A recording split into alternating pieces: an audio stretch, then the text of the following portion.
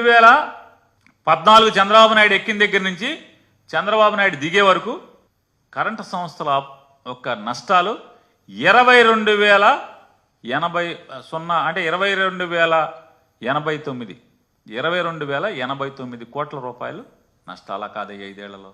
చంద్రబాబు నాయుడు ఎక్కిన 5 ఏళ్ళు 14 నుంచి 19 కరెంటు కంపెనీల నష్టాలు 22,000 కోట్ల రూపాయలు అయితే రాష్ట్రం విడేపటికి 6,000 కోట్లు ఉంటే చంద్రబాబు నాయుడు దిగేపటికి 28,000 చిల్లర కోట్లు అయింది నష్టాలు.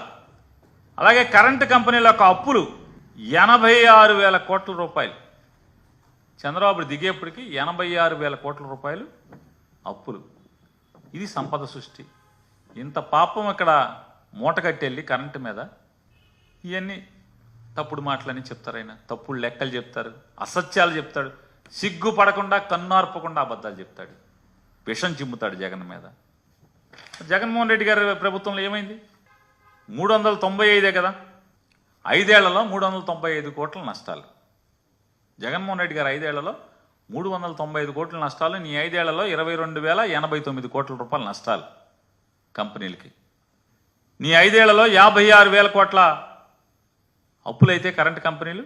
జగన్మోహన్ రెడ్డి గారు ప్రభుత్వంలో 36,000 కోట్లు. ఎవరు పనోడు? ఎవరు సంపద సృష్టించేవాడు? ఎవరు జాగ్రత్తగా వ్యవస్థల్ని గాడిలో పెట్టేవాళ్ళు ఎవరు?